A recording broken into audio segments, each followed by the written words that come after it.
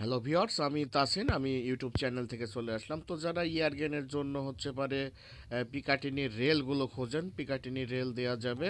আপনারা হচ্ছে এই যে অনেক সময় কি 11 mm হচ্ছে পারে চ্যানেল থাকে বা রেল থাকে, তখন আপনারা 20 mm এর স্কোপ সেট করেন, নড়ে যায় বা লুজ হয়ে যায়।